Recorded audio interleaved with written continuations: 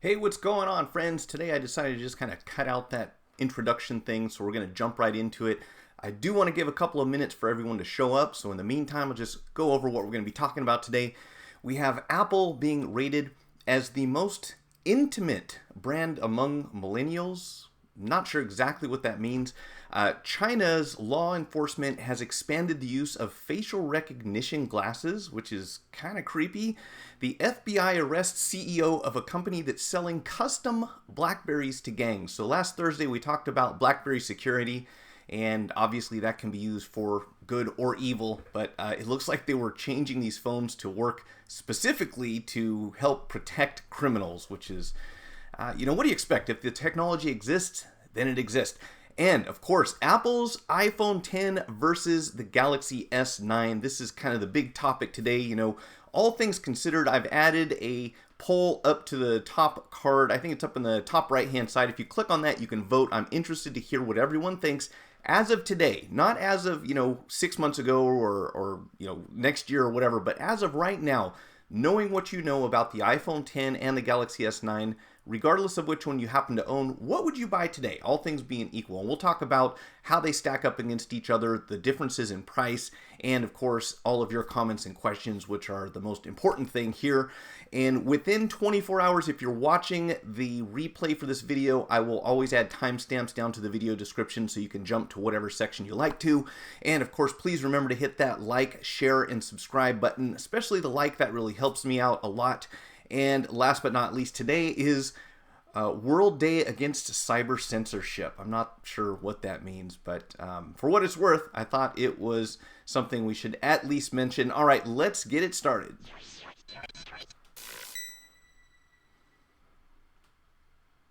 All right, so I didn't want to go over all the small stuff. Let's talk about the big thing here, and that is the Galaxy S9 and the iPhone 10. By the way, hello to everyone in the chat. Oh, and you know what? I almost forgot. I want to mention something before we do get started here.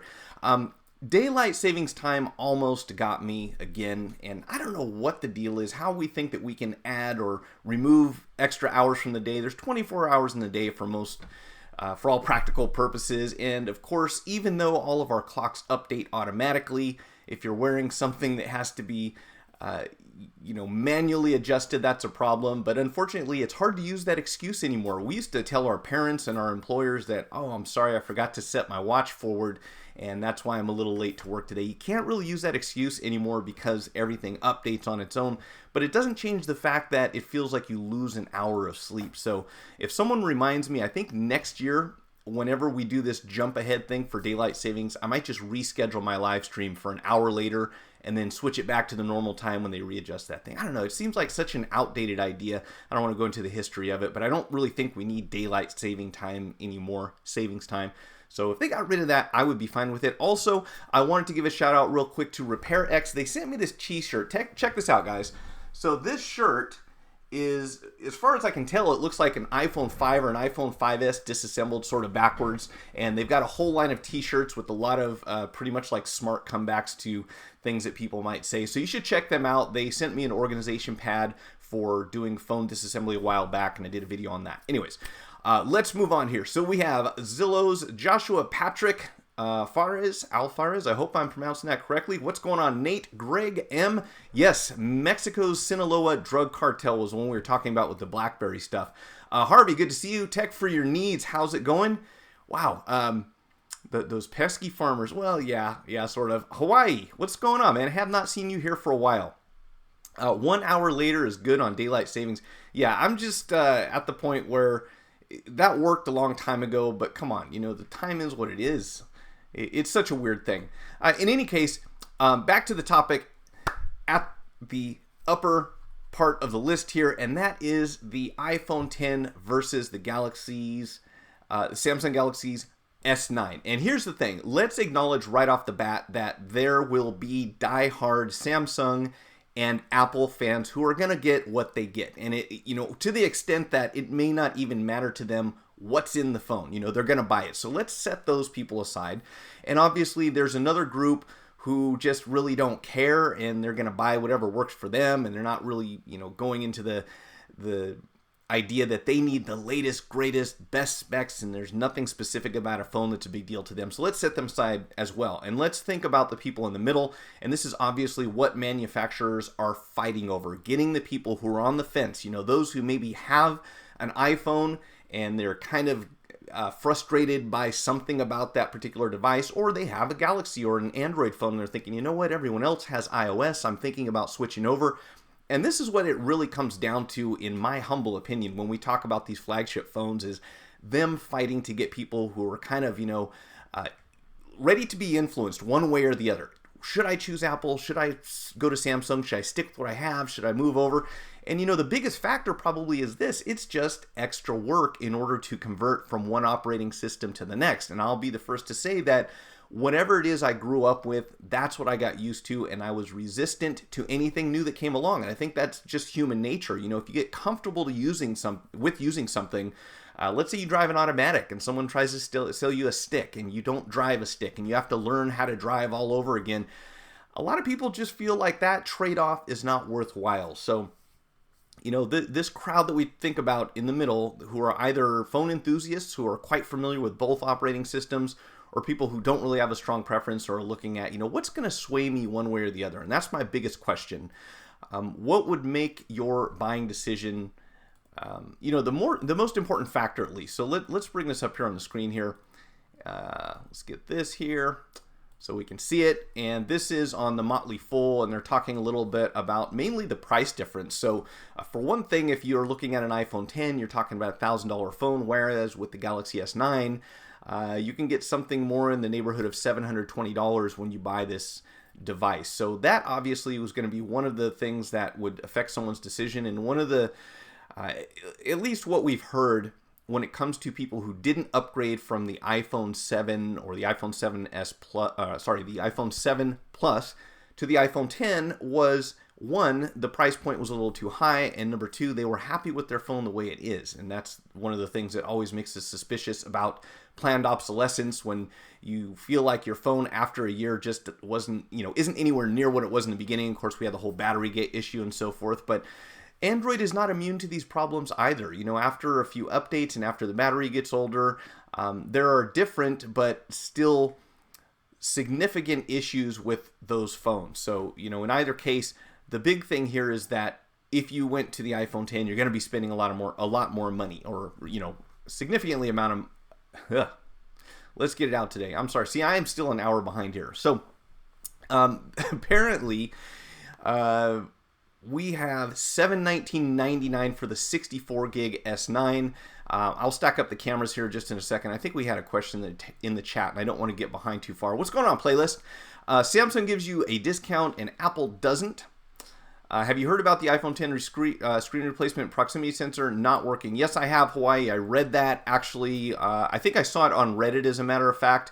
But that's the only place that I've heard about it. Now, I have not done an iPhone 10 screen replacement, and I haven't talked to anyone who's done a significant number of them, and I certainly haven't heard of anyone experiencing that same problem. So I am aware that someone posted about that in Reddit. I'm not sure if anyone else is running into that problem. It will be interesting to find out the details on that. So I don't want to talk too much about it, but if anyone has, please speak up, because that obviously is going to be a concern for anyone who is repairing these phones. Now, we actually have a chart here that I wanted to look at, which kind of summarizes things a little faster for us. Where'd you go?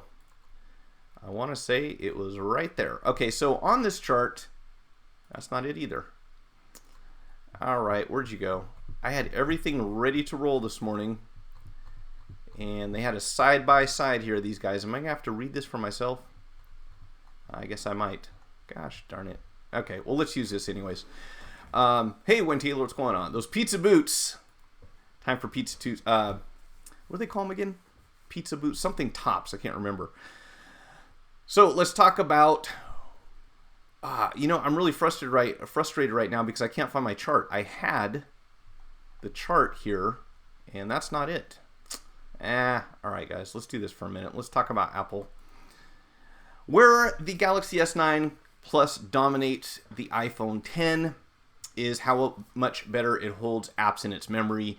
And as you probably already know, the iPhone 10 with 3 gigs of RAM compared to the the Galaxy S9 with 4 gigs and the Galaxy S9 Plus with 6 gigs.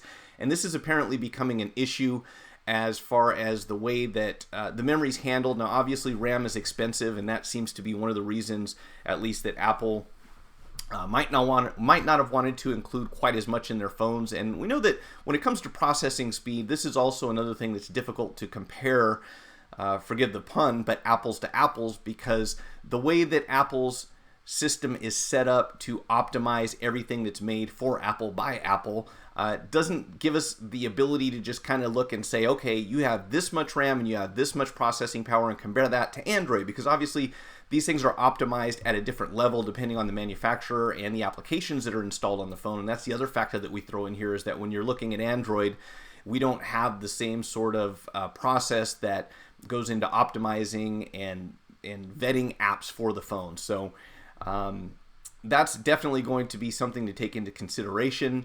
Now, obviously, one of the downsides of adding all this RAM is that it will affect the battery life. And this is another issue that we're seeing, especially when it comes to iPhones, because right now, if we look at the iPhone 10, we've got 2716 milliamp hours to be precise, compared to the Galaxy S9 Plus that has 3500. Now, I'm not sure that's a fair comparison, because we're not just talking about the Galaxy S9. But it looks like Samsung has been doing 3,500 milliamp hours in their batteries since 2015. Definitely a factor for anyone, who's tired of their battery dying. Okay, I'm gonna have to put this on hold for just a second, because if I don't find this chart, it's gonna drive me nuts. Give me 1 second. I had it on the screen, and it was all nice and organized and showed me exactly what I was looking for. And somehow it mysteriously disappeared, or I lost it. So let's see if we can find this real quick here. Okay, is this it? Nope. We need specs. Regarding that proximity sensor thing, yeah, was it the actual proximity sensor, or was it something else that was related to that? Because I don't remember the specifics. I thought they said that it had something to do with something related to the proximity sensor. Okay, give me 1 second. Here we go. I think I found my chart finally. Yes, here we go, except it's tiny, so it's going to be hard to read. They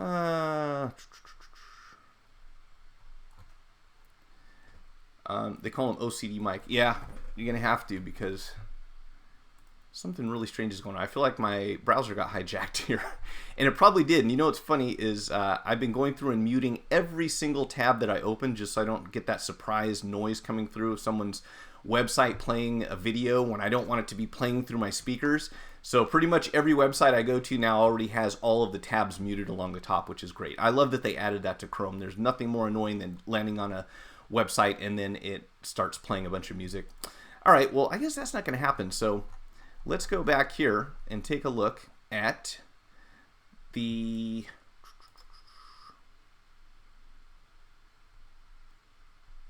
man, this is just nuts. Okay, anyways, let's go back to here. So Samsung's reputation for bloatware and slow updates, well earned, fair enough. This is another thing that we see in Androids and not so much in iOS, is the bloatware that comes with the phone, especially if it is locked to a specific carrier. So I think that's one advantage that Apple has over most Androids, is that you don't have to deal with a lot of the garbage. And then, of course, if in some cases, if the bootloader is still locked, there's no way to get rid of it. There's no way to change a lot of the options in the phone, which is what we love about Android, is the customization. And one of the things that, a factor that probably people think about when they buy an iPhone is whether they want to deal with that. If you like things the way they are out of the box, you don't want to have to change them, and you're happy with the way Apple set it up, that's fine. Of course, with Android, we have quite a few more options, and that's with the exception of jailbreaking. You jailbreak your phone, you get to do pretty much, a lot more than you could before. Not so much anymore, but still allows you a little more flexibility there. Samsung's phones are known to slow over time. iPhones are known to slow even more after Apple admitted deliberate battery throttling. We know that. Samsung has gone on record to say it has no need to do the same. And, okay, this is really making me crazy, guys. I don't know. Okay, so we got great cameras on both of them. Obviously, one of the biggest differences is, do you want dual rear-facing cameras on your phone?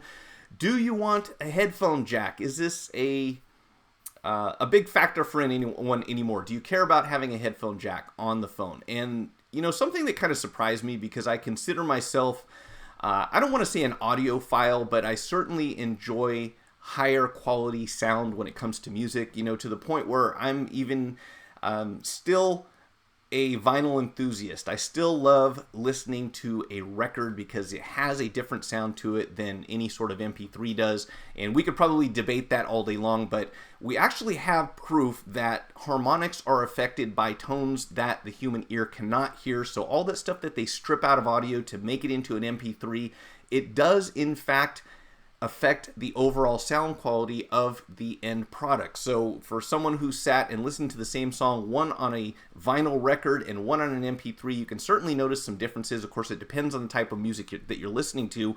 But one thing that I hadn't really given a lot of thought to was the fact that a wired headphone is going to give you better overall sound quality than any Bluetooth connection. So with that going away and not being an option anymore, of course you can go and switch over to the dongle and then plug your 3.5mm jack into the lightning port, which, by the way, I think this is another thing that they mention when you take into consideration which brand you want to go with. Are you happy with having a lightning port, or is it time for everyone to switch over to USB-C? Because that's pretty much where it's going. I don't know why Apple has held on to the lightning port, you know, for the iPhone 8 and the iPhone 10, considering that if you bought a MacBook last year, you don't have, you've got USB-C all over the place. So I'm not sure what the holdup is on that. I would imagine that maybe it just takes some time to move things around and figure out how to make that work. But that's certainly one area that we're lagging behind, I want to say, on the iPhone is, let's go ahead and, I am going to continue to put the chat up here, guys, because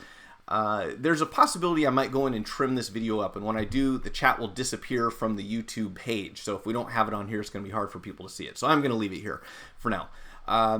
Let's see. It's called Custom ROM. Apple has bloatware. You can't remove Siri or Apple Mail. You can disable Siri, but obviously that is going to take up some resources. So good point. And Apple Mail, yeah, I'm not a fan of.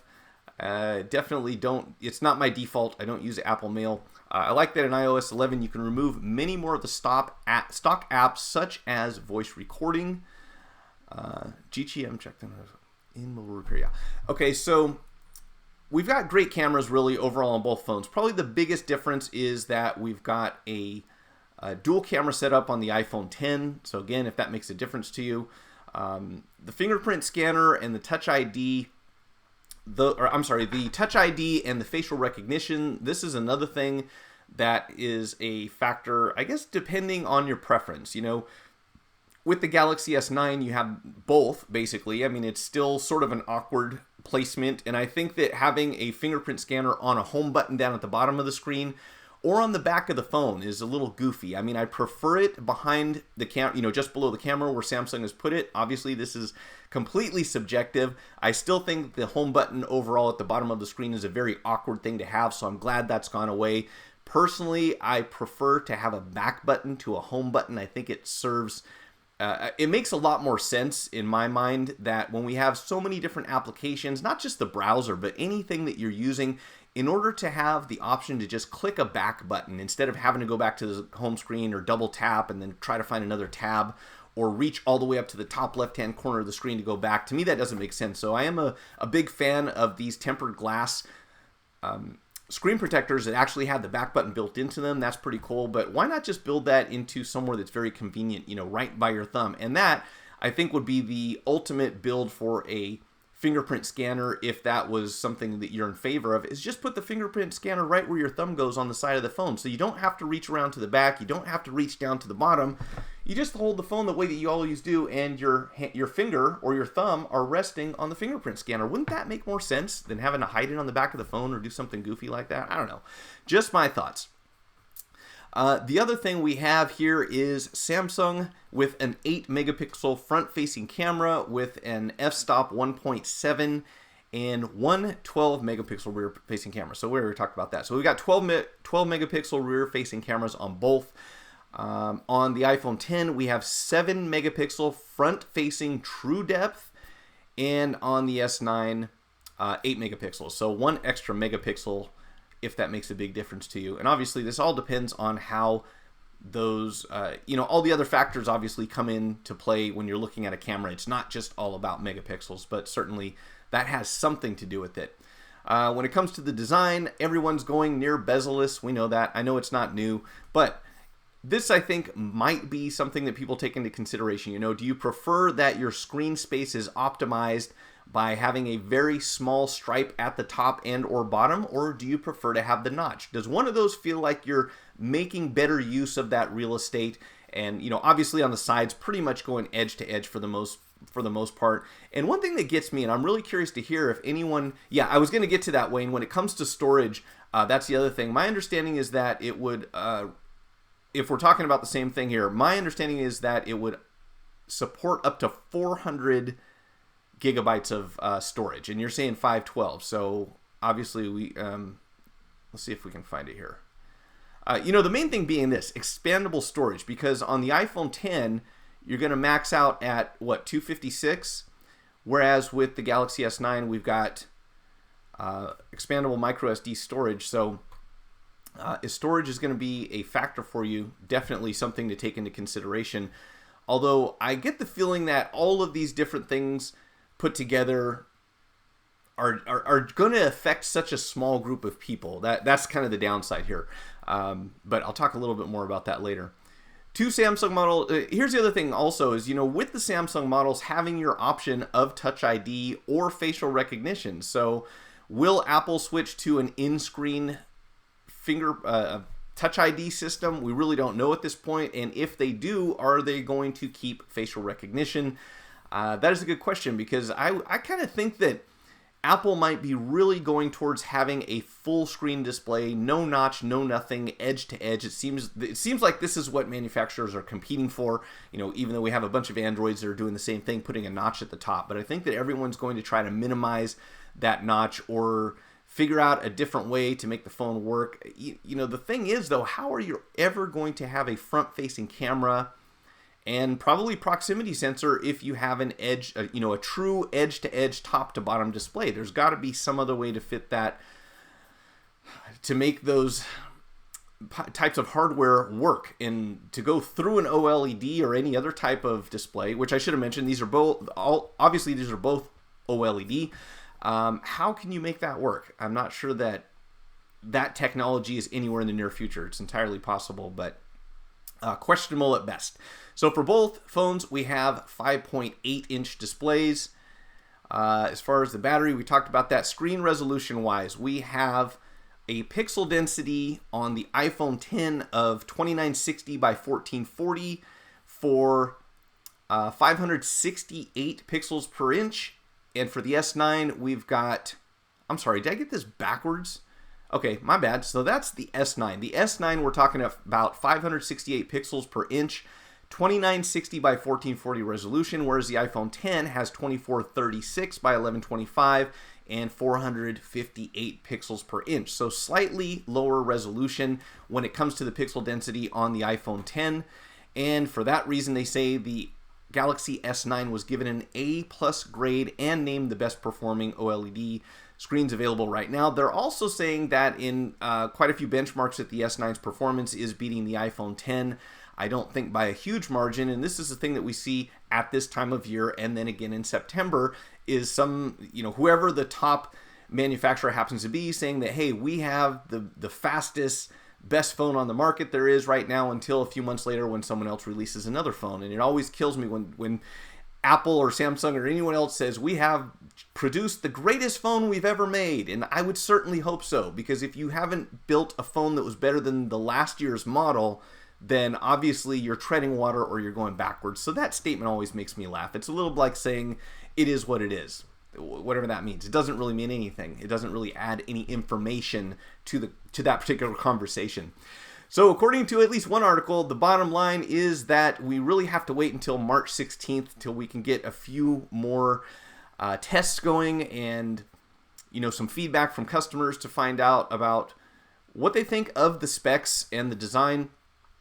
If you're not worried about the dual back camera in portrait mode, you can probably save yourself some money, again, if you don't mind using Android. So if you have no preference and you're thinking, I don't really care, I just want a good phone, right now you can certainly save some money by going with the Galaxy S9. Now, will it hold its value the way that an iPhone 10 will? That's another question. You know, if you're considering resale value, that's something that you might want to factor in as well. And, you know, regardless of which phone you like, I guess, you know, you've got to live with it for a year, right? So you want to get something that you can tolerate. You want to feel like you have a great phone, but if you're thinking, hey, at the end of this, I'm going to cash in and put that money towards the next one, then you certainly want to take the depreciation factor into consideration. And that's one that traditionally we've seen that Apple performs a little better overall than most Android devices. Now, that gap may be closing a bit, but for the time being, it seems like when you buy Apple, whether it's their stock or their phones,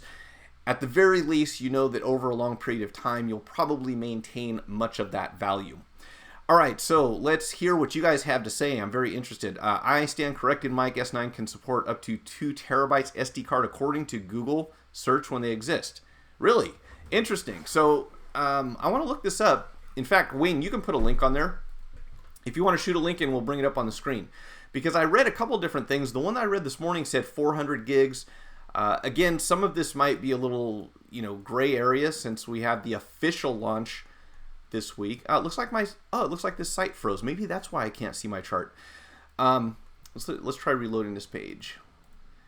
So maybe we'll find out something different, but I'm pretty sure there are enough early release versions out there. Okay, I'm just going to close this window and try it again.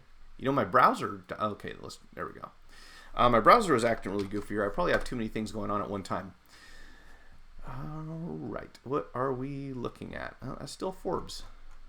Yeah, I lost that article. No big. Hey, Goran, how's it going?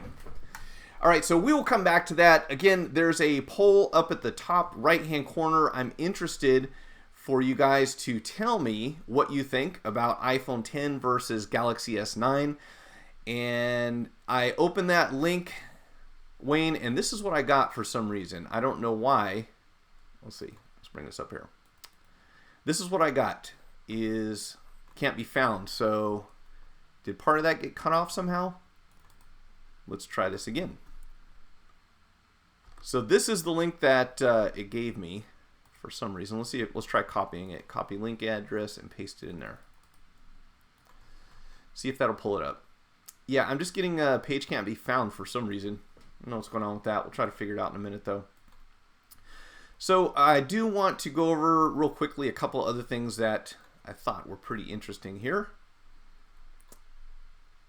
And that is Apple is ranked as the most intimate brand among millennials. Now, first of all, by intimate, you know, when I read this, I thought that's a very strange term, you know, and we could probably make a lot of jokes about it. But when you say intimate, I don't think I've ever thought of a brand intimately. In fact, if we talk about brand loyalty, and I think this is more what we're going towards here, is creating a level of consumerism that really surpasses loyalty. It's not just about saying, I like the quality of this brand, it's been consistent for me, I'm a believer in it, I'm going to buy it again next time. It's way past that. Somehow, maybe through all of the money that goes into research and development behind figuring out what makes customers loyal, maybe we finally reached a point where people actually have an intimate feeling towards a brand. It's the weirdest thing ever. But they talk about a few different ones here. And number one being Apple, Disney number 2, YouTube number 3.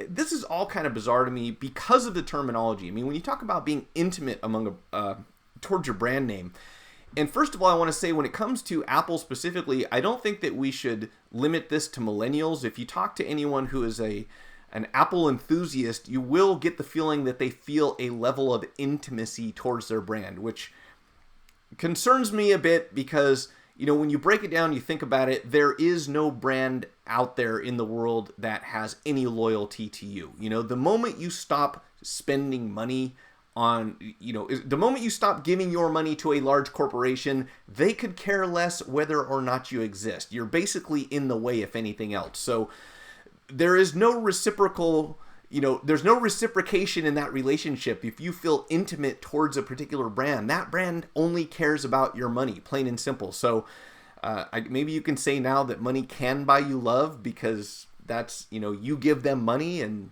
they love you until you stop paying them. I don't know, but I thought this was one of the most bizarre things ever. So getting past that point, that we have people who feel intimately about these brands, the big question here to me is how they did it. How does Apple or any other company make a product and design marketing and delivery of their content or of their service or whatever it is that they're offering in a way that evokes emotions towards that brand from human beings? When we think about, the future of artificial intelligence and people having, assistants or robots or even talking to Siri or anything else like that, or Cortana or Bixby, you're talking to a machine. This is the first thing that strikes me when we talk about being intimate with some brand. You're dealing with a machine when you're working with a phone or a tablet or a computer. So, not that I should be the one judging, but I suspect that that intimate feeling may be misguided or misfounded in some way. It's just kind of bizarre. Okay, I'll search that for you right now, Wayne.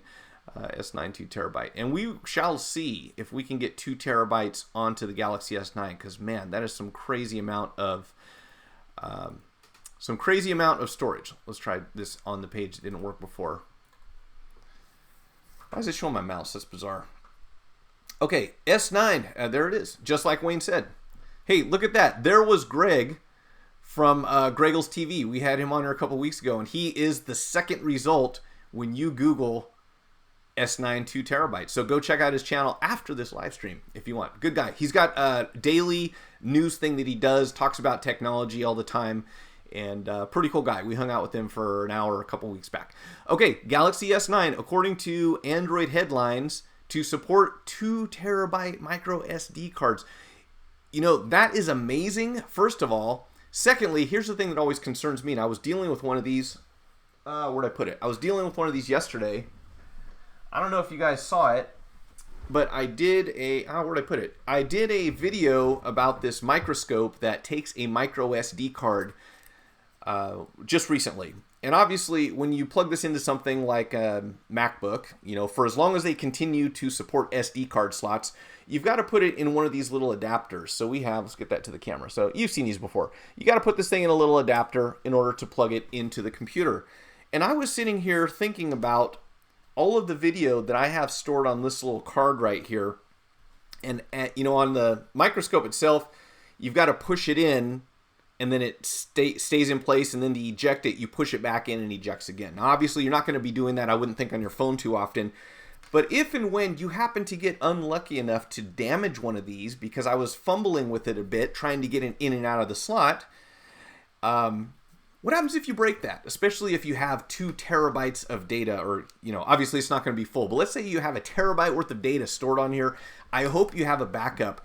But here's an interesting thing, and this is what I've always kind of suspected when it comes to iPhones in general, and I'm trying not to be biased here, but I strongly suspect that one reason we have never and will never see expandable storage, at least as of the last few models, with iPhones, are that if you had expandable storage and you could put 2 terabytes worth of anything on your phone, what would that do for iCloud sales? Because that annoying message that you get all the time that says that you're running out of iCloud space, and personally, I'm not putting it on an iCloud. I don't want it on iCloud, but it would be certainly a much more difficult sell for cloud storage if you had expandable, anything for the most part. And that's one of the reasons that I don't think that we're going to see that on any iPhone in the future.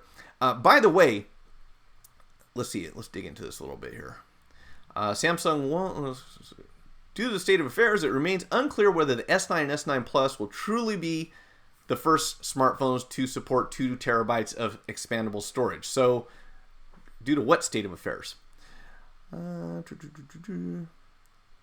SanDisk is offering the micro SD with the capacity of 400 gigs for $250. So that's the one that I had read about, guys, was that there was a 400 gigabyte SD card that would be compatible with the Galaxy S9. It looks like The 512 is expected at the end of the month, and it is presumably a few years away from a 2 gigabyte micro SD card. But I guess the point here is that the S9 should theoretically support up to 2 gigabytes of storage. So that'll be crazy. What do you think the price on that is going to be with that thing? So there was another thing here. Let's see. Oh, anyways, back to this. I know I jump around a little bit, but that's because I'm trying to keep up with the comments. But let's stick with this for just a second more, and then I'll move on. So the age group of 18 to 24-year-olds is what they're talking about. Starting with Apple. Oh, I'm sorry. 18 to 24 is Apple, Amazon, and then YouTube. So Disney was not number 2, apparently, for 18 to 24-year-olds. 2018 analyzed the responses of 6,000 customers, blah, blah, blah. And the full report will be released on March 13th, 2018. We'll see what that looks like. Weird. China has law enforcement officials who are expanding the use of facial recognition glasses, which I think is ironic, especially today being the, where were we? Boy, I'm just losing all kinds of stuff today. In any case, China is using, look at this, they have facial recognition glasses that they use to locate people. So the big concern here, of course, is that, you know, surveillance in general can be used for good or bad, right? And most of the time when you hear people talk about it, there will be a couple of different sides to the argument. You know, one is that that's an infringement of privacy, which if we're talking about a public place, at least in the US, that is not true. If you're in public, you are not entitled to privacy. Although it is pretty rude for someone to stick a camera in your face or walk around with Google Glass and try to use facial recognition to figure out who you are. And then the other side of the argument is typically, well, if you haven't done anything wrong, you have nothing to worry about. Well, I would say that that may be true, you know, depending on who is in charge of deciding what is and isn't wrong. And that's the main point behind this article here that they're making. And that is that, you know, you can certainly use facial recognition to find suspected criminals, people who have warrants out for their arrest, you know, a number of different people who we want to keep an eye out for. But of course, in many countries, this could be used to recognize political dissidents. So again, depending on who you think should decide what's right and what is wrong, there could be people who simply disagree with what their government or their leaders think, and they can be picked out of a crowd. And that's probably one of the scariest uses behind this technology. So the fact that it exists, that people are putting on glasses and being able to pick someone out of a crowd, that's kind of interesting, and you know, has quite a few implications obviously for the future and depending on where you travel to. Now I suspect that this isn't something that would catch on real fast in many parts of the world, but if you don't have a choice and you know the law is the law and people do what they do, and you happen to live in China, guess what? This is something you're going to be dealing with. So we are going to have, or they have, the glasses being used to check people in registration plates against a centralized blacklist that the government compiles. So this is in a country where they've decided also that their president no longer has any sort of term limit. So he can pretty much be president for life. And as someone stated earlier, they have banned altogether the use of the term emperor, probably for that reason, which, man, what a weird time to live in. And for anyone who's in China, man, that's pretty freaky.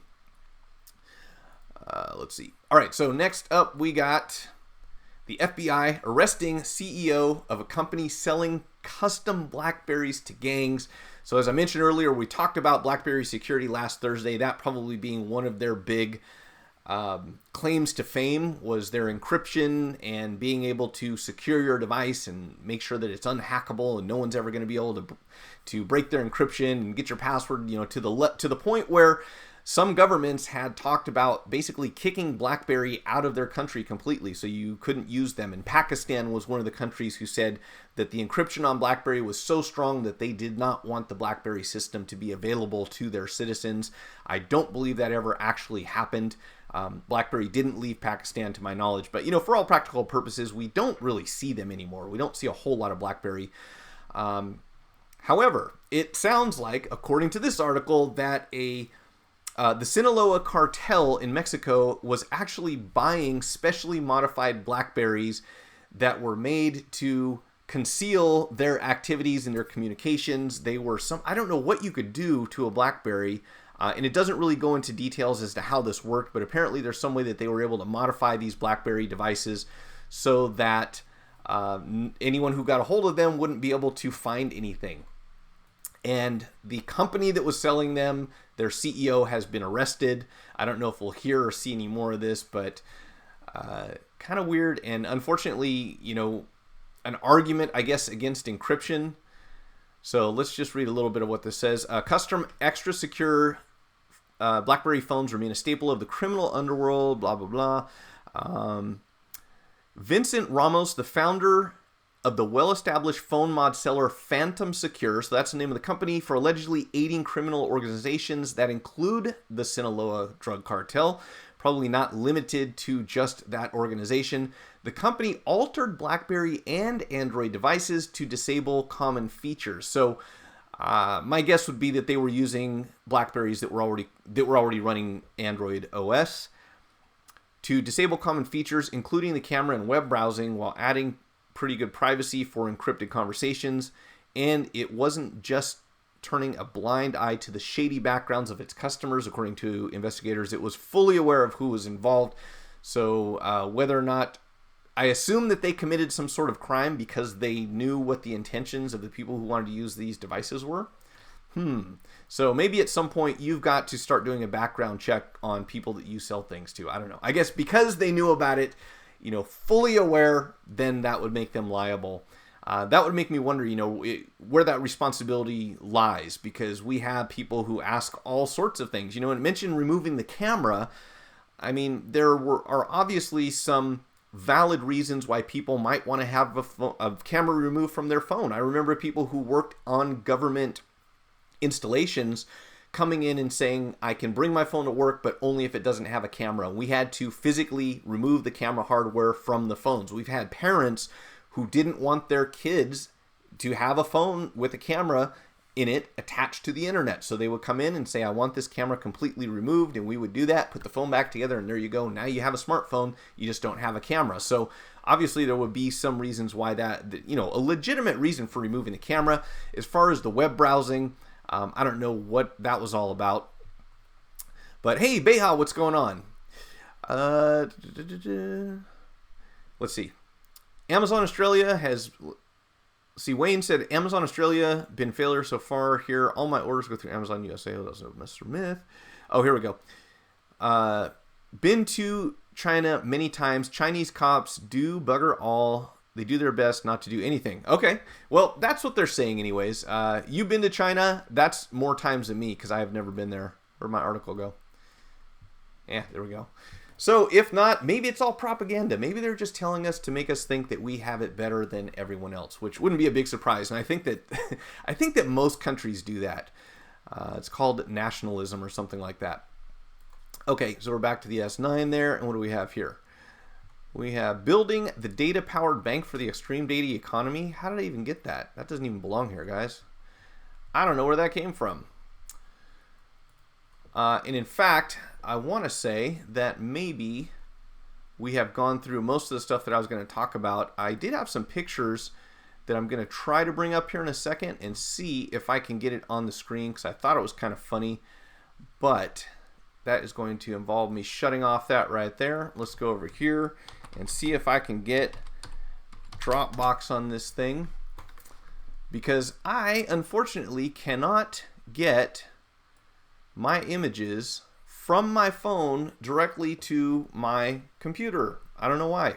Any iPhone I plug into this MacBook, this is a 2016 MacBook Pro. If I plug in any iPhone, all it does is connect and disconnect over and over. It doesn't matter what lightning cable I use. It doesn't matter what iPhone I use. And it doesn't matter what USB port I use. So something about this machine is not working. I don't know what it is. If I can log into the correct Dropbox account here, I would like to show you guys something that I thought was interesting. And in fact, do I have them here? Let's see if I have it right here.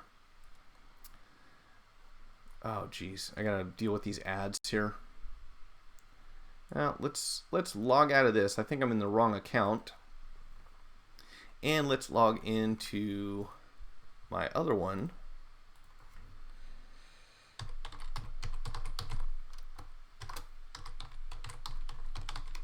And what's my password?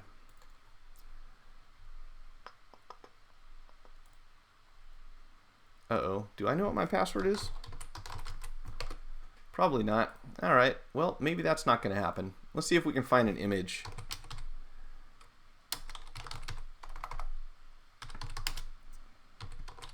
Have you guys seen these things where you go into a mall or a grocery store and they've got these little machines where you can sell your phone? I don't know if you've seen this before. Let's see if we can go to this website real quick so we can bring it up on screen. So they've got this thing called Eco. Oh, really? You're going to do that to me? Nope, I don't want to give you my location. I just want to see your images, guys. So they got this thing you can go into a store and sell your phone. And from what it looks like, maybe this has something to do with Gazelle. Look at this. I swear I saw a Gazelle. Okay, you're just going to keep sending me to your map. So these guys have these machines, and I'm just browsing this on Google, where you can put your phone in and you can sell it. And for an iPhone 6s Plus, you can get like up to $100. So the prices on these things are kind of ridiculous. And, you know, the fact that it actually asks you for your identification, and they want you to look at the camera so they can match up the ID on the camera.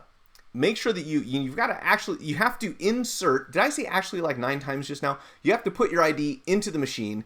You have to stand in front of the camera. They match up your ID with your face. They have obviously facial recognition, probably long before Apple did actually. And I said it again. And they will give you cash for your phone. You've got to plug the phone in so it does some sort of test from the Lightning or micro USB port on the bottom. I don't know how they determine what condition the phone is in, but obviously they want some sort of security to make sure that your phone isn't stolen or anything like that. And I don't know what kind of recourse, if your phone was working and you sold it and later on they discovered some problem with it just because you have your ID on file with them, I'm not sure what sort of legal recourse they have. But number one, I don't think that I would personally put my ID into any machine. If you're a law enforcement official, you're welcome to see my ID anytime. Anyone else, no. And you can't make a copy of it either. And I don't know what. Don't ask me why I'm so resistant to that. I don't think anyone needs to have a photocopy of my identification, nor do they need my social security number. Although now that everyone asks for your social security number for everything, does it really matter if anyone has it? Because it's out there. Like everyone's already got it. But these things basically will not give you a whole lot of money, but you get the cash right away. So you put your phone in, you put your ID in, they determine the value. You sell your phone, you walk away with money. At least that's my understanding. Maybe they mail you a check. I probably should test this out and see how and if it actually works. The thing is, I don't want to sell any of my phones for the prices that they're offering. And if someone was in that desperate of a situation, it seems like the origin of the phone would be questionable, right? If you're willing to put your ID in and take a fraction of the value of what your phone is worth, like, what are you up to? That is my question, number one. Has anyone ever used one of these machines? Because I have like 100 questions for you. I want to figure out a way to come up with a phone that I would actually, there I go again. Man, I'm going to ban that word from my vocabulary. I want to use one of these, but there is no phone in my possession that I'd be willing to sell to them. It would be cool to come across one and pop it in there and find out how the whole process works. But again, I don't like the idea of putting my ID into this thing. So here's another picture of it. It looks like an ATM, right? So it's probably not even as good as putting your change into one of those coin counting machines where they take like 7% off the top. But beyond that, the whole thing about putting your ID into the thing, that's what really gets me. And, if it dispenses cash, okay. I didn't see anyone using it. It's in the grocery store where I shop every week, and I've never once seen anyone use this. Here's a picture of someone who is, though. Probably staged, I would imagine. But the prices are so ridiculous that I wouldn't be surprised, if anyone out there who is creative about this, if you buy and sell phones in your store, somewhere in close proximity to this machine would probably be a great place to put your business card with something printed on there that says "We buy phones top dollar" or something along those lines. Because the fact that these things exist tells me that there are people who are willing to take a very small amount of, the retail value of what their phones are worth. So, and they've been around for a while. It's not like this is new. These machines have been out there for a long time. Obviously, there's no upkeep. There's very little in the way of maintenance. You set it up, you plug it in, and go. You don't have to have someone standing there all day. But if and when it does eat your ID, which we've seen happen, or we've had customers tell us about before, what do you do then? Do you have to wait for the company to send a rep out to the location to get your ID back? Is there someone in the store that has a key to this thing that they can open it up? I don't know the answer to that, but that's not something that I personally would feel comfortable with. There may be some people out there who do. Again, I would love to hear from someone who's used one of these things before. Perhaps they have some offshore doing the facial recognition. Those kiosks are perfect for phone thieves. That is my first thought, Harvey. The thing is, the fact that they take your ID, you'd have to be somewhat desperate, I guess. I mean, we do have people that don't care about giving their ID out. They'll sign off on anything and not really worry about it. But yeah, that's about the only situation where this would probably make any sense. And if it did, if they acquire stolen phones, you would assume that this company would have to turn them over and not be able to keep them in their possession. So how they're making a profit is my real question. The only thing that would make sense is that they're getting phones that actually work, that don't have iClouds and don't have FRP on them, and they're getting enough of them that they can keep these things up and running because they're everywhere. I mean, they're all over the place. Let's see. Let me back up a minute. I think I might have missed a couple comments here. China has the best cops money can buy. All right. Mike, you would be like kid in toy store at Shenzhen Electronic Market. Yeah, Wayne, I've actually been invited to several events in China that I'd love to attend, but I've got to get airfare. I don't assume that the hotel accommodations would be as big a price tag as the round trip ticket to China, but yeah, that'll be cool. The phone selling kiosks. People don't like the e-prices offered. Well, yeah, the prices are ridiculous. I mean, if you take a look at them, they're insane. Let me see if I can... Do I have it on this phone? I think I've actually got a different phone here. I'll pull up... let me power this phone on so I can tell you guys what the prices were that they were offering on these things. And perhaps they have some off... Oh, yeah, so Greg said perhaps they have some offshore doing the facial recognition. Yeah, maybe they're storing facial recognition offshore. I never give my social ID number to anyone other than the government here. Oh, your SIN number. Other than to the government in Canada. I don't blame you. And I had a huge argument with a cable company a long time ago that wanted my social security number to hook up my cable service. And I said no. And they said, well, you can't have cable service without a social.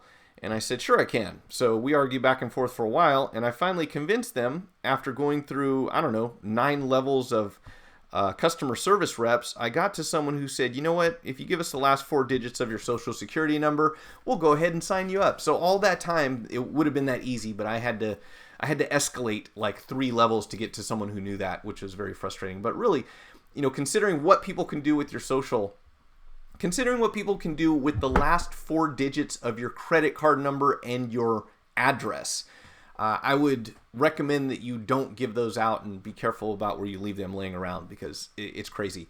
So here are some of the prices. A Galaxy S8 on the Eco ATM, you can get up to $165. That's up to. So top price you're going to get for a Galaxy S8, $165. What else do we have? We had a iPhone 6s Plus. You can get up to $100. Did I say 125? You can actually get up to $100 for a for a iPhone 6s Plus. So obviously they're super lowballing the prices here. I'll see if I can get a more complete list and maybe post that down in the video description here. But yeah, when you said Coinstar, I wonder if that is Coinstar. They may be affiliated in some way. Those kiosks are from Koto, who bought Gazelle. Okay, interesting. Gazelle sells their phones for $100 more than what they buy them for. Yeah, I've got some interesting information about Gazelle that I posted on a blog that I made, and I don't want to discuss it here, only because Google's YouTube is so funny about advertising and demonetizing videos and stuff. But if you're considering selling your phone online to anyone, including Gazelle, I would encourage you to do lots of research beforehand and look at the small print. Again, with any company, it could be Gazelle, it could be, there's probably about 10 other places you can go. I do recommend you check with a website called Flipsy. It's just like it sounds, FLIPSY.com. They aggregate buyback prices from different online companies like Gazelle, and they'll pretty much tell you, if you really do want to sell your phone online, here's where you're likely to get the best price for that particular model in whatever condition it happens to be in. So you might find that a Galaxy S6 Plus is worth more on Gazelle than another website, and you might find that an iPhone 6S is worth more somewhere else than Gazelle. And again, they have like 9 or 10 different websites that they compare these to. And I had the pleasure of one of their company reps coming to my phone repair training program, and that was the sole reason they sent him, was he wanted to understand the ins and outs of phones and phone repairs so that he would have a little more information when he wrote for that website. So I don't mind mentioning, I want to say his name was Ryan, and he came a couple of years back, and they've got a lot of useful information on their website if you're thinking about selling your phone online.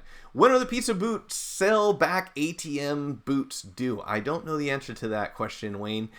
But I would love to get a pair of the Pizza Boots. I really think that as ridiculous as they are, that will be a collector's item of some sort. Oh, nice one. Remember that site? Yeah. Let me put it up here, guys. This is really worth taking a look at. Again, if for no other reason, just to know that it exists and what they do. I'm not recommending people, run to sell their phones online. There are reasons why we prefer not to do that in most cases. I think it's kind of a last resort. If you just don't have any other options or no one's interested in the particular phone that you get, you will most definitely get less than what it's worth. I mean, businesses have to make some money, so they have to resell your phone. But at the very least, this site will allow you to compare other, different options that you have online as far as selling your phone goes. All right, let me pull up my notes real quick here, friends, because I think I got through most of this. I did stumble a bit today because I lost the main chart that I was looking for this comparison on the Galaxy S9 and the iPhone 10. But once again, ultimately, I think it comes down to a couple of things, and one is that it's very difficult to compare a flagship phone that launched today to a flagship phone that launched several months ago, right? I mean, obviously you would expect the technology, the specifications, the performance to be better now than it was half a year ago, or, let's see, October, November, December, January, February, March. Yeah, literally 6 months difference. And then 6 months from now, we would hope that whatever Apple launches will beat Samsung Galaxy S9, in a number of different categories. So outside of that, it probably depends on what you're most in favor of. I will leave this poll, so anyone that comes by, I encourage you to vote. I'm interested, again, to hear what people think, as of today, given what all other things being equal, which phone would you choose? I have a feeling what we'll probably get more of is people voting based on what they have and what they want to keep, but, there's not a lot that we can do to change that.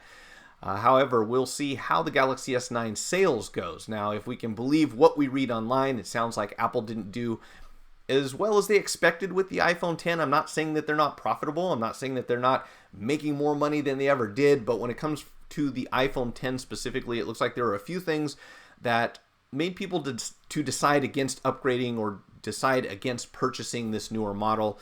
A lot of it has to do with the price and the fact, apparently, that their old iPhone works just fine. So it's sad to hear that, because when someone says, oh, I didn't upgrade because my phone was working just fine, what does that tell you? That the manufacturer is probably thinking, well, we need to figure out a way for you to see that you need to upgrade your phone next year. So what does that mean? I don't know. But if after a year phones don't work as well as they used to, was a problem in the past, it will probably be a bigger problem in the future. What do we have here, Wayne? Let's take a look at this link. Oh, man, why did you do that? Well, thank you, but I just... Oh, what is China's best smartphone? Okay, so thanks, Wayne, but I can't open that on here because it's a video, and YouTube will do something to me if I do. Although that was where'd my chat go?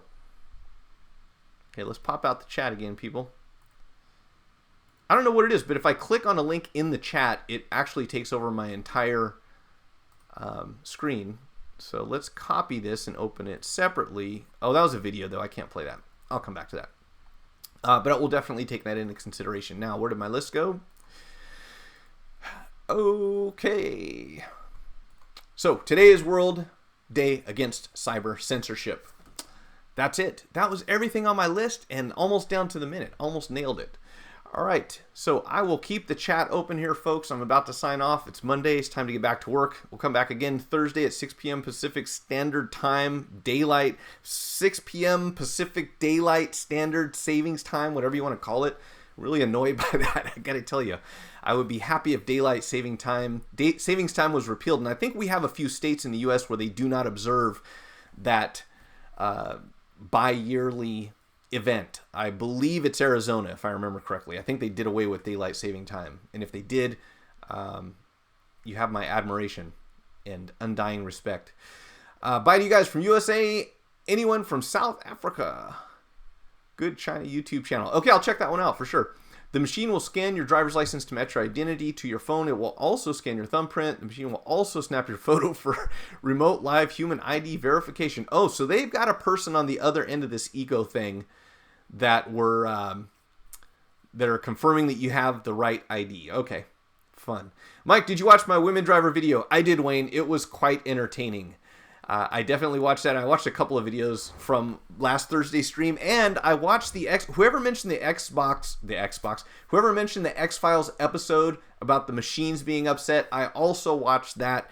I, for all this time, thought I wasn't getting the X-Files on my cable package because they didn't rename it to like the new X-Files or anything. It's just the X-Files that started like way back whenever, and now they have new episodes or new seasons. So yeah, I did check that out. That was a trip. Although if we get to the point where machines start to feel emotions, then I think we're in a lot of trouble because that's what that episode seemed to boil down to. But yeah, the driver videos, I'm a huge fan of fail everything videos. So those are always entertaining. To be fair, there are some, I'm not even going to go into that, but I did watch it, Wayne, and it was quite entertaining. So what I'm going to do right now is I'm going to leave the chat open for a couple minutes. I'm going to get back to work shortly. Thank you all for joining, and I will talk to you next time.